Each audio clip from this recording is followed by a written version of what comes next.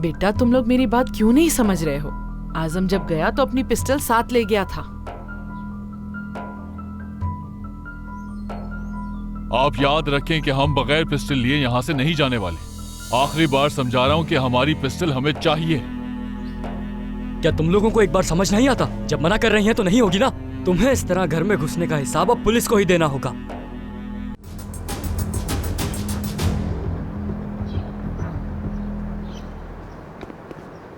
Zainab, GeM, कहाँ जा रही हो?